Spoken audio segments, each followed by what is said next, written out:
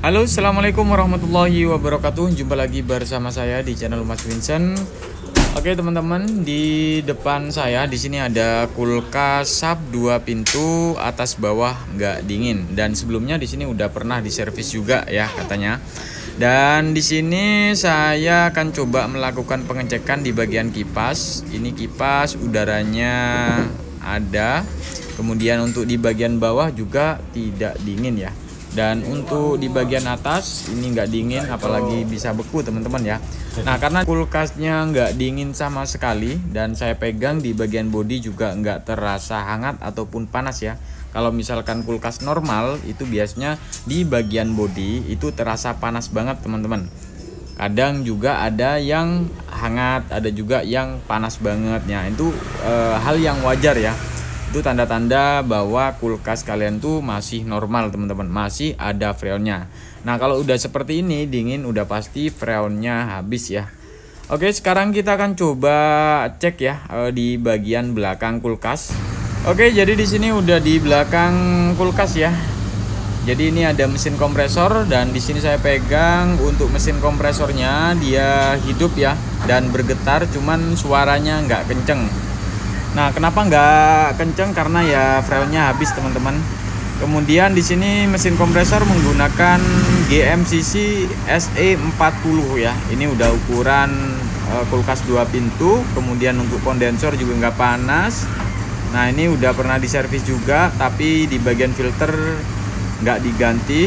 Kemudian untuk pipa pengisian ya. Nah, ini ya.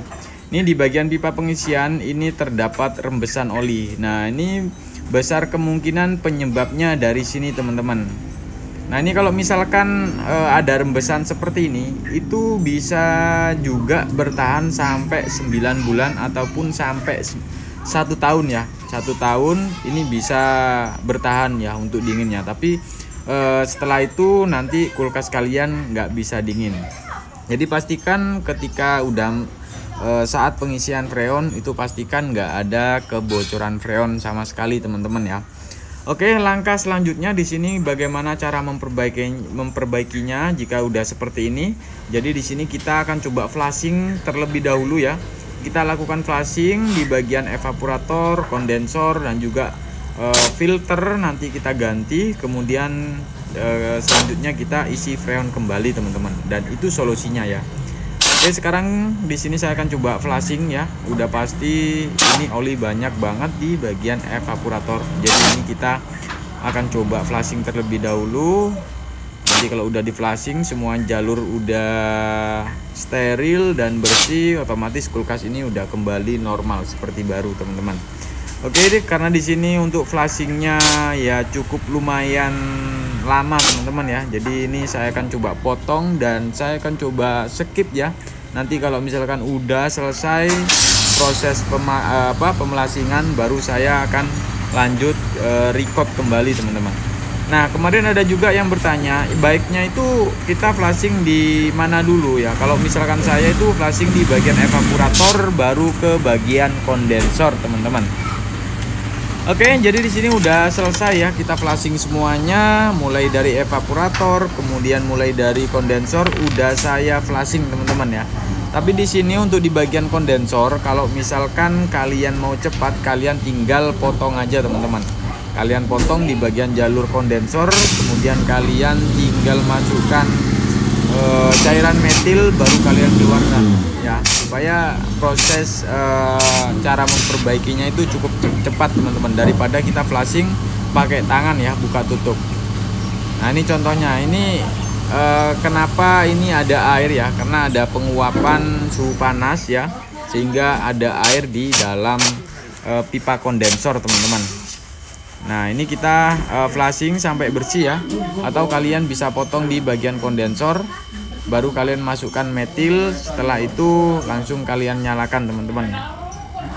Oke, jadi di sini saya akan coba flashing dulu untuk di bagian kondensor dan selanjutnya kita pasang filter. Nah setelah kita semuanya udah di flashing ya, ini kondensor di bagian evaporator dan juga filter di sini udah saya ganti semuanya, tinggal waktunya pemakuman ya. Nah, kemarin ada juga yang bertanya bagaimana cara vakum kulkas ya. Nah, di sini kan ada tambahan satu kapiler ya untuk membuang udara yang dari pipa kulkas ini teman-teman. Jadi ini kita nyalakan untuk pipa kapiler buat pemakuman. Di sini kita buka. Nah, ini kita tunggu sampai udara tersebut itu hilang ataupun habis. Kalau misalkan sudah habis, udah pasti pemakuman itu udah selesai teman-teman. Nah, atau kalian bisa cek menggunakan air ataupun bahan cairan metil ya, itu nggak ada masalah teman-teman. Oke, selanjutnya di sini setelah kita melakukan pemakuman ya, ini saya akan coba cek. Nah, ini udah kita tunggu sampai 5 menit ya. Nah, di sini udah nggak ada gelembung ataupun udara yang keluar ya. Dan untuk manifold udah sejajar lurus di bawah 0 derajat ya. Oke, setelah itu ketika udah selesai seperti ini, jika kalian mengalami sering buntu, kalian bisa tambahkan metil ya sedikit. Kemudian karena di sini udah selesai, baru kita matikan. Nah, sampai metil itu terhisap ya, sampai metil itu terhisap, baru kalian buntu nih.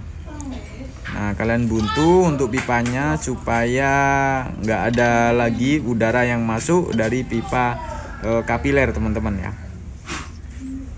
Oke, jadi di sini kita buntu dulu, baru ini kita las teman-teman.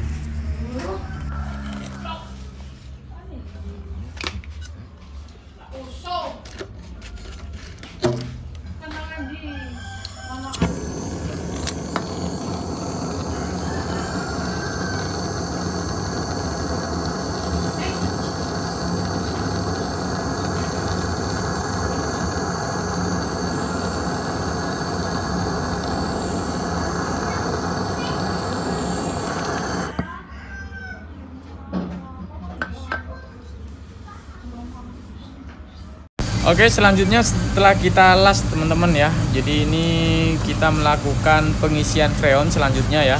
Nah, kemudian ada juga yang bertanya, Bang menggunakan freon apa? Saya menggunakan ya kadang Ineos, kemudian HFC, kadang juga yang bermerek Kelea juga ya. Jadi ya sembarang lah teman-teman ya, yang penting ada lah kayak gitu.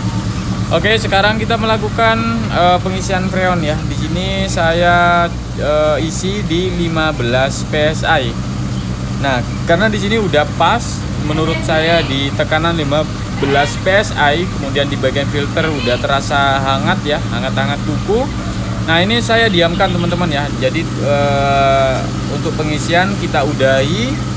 Kemudian setelah itu baru nanti kita akan coba potong dan kita akan coba las ya. Dan untuk pengelasan usahakan nggak ada yang bocor teman-teman.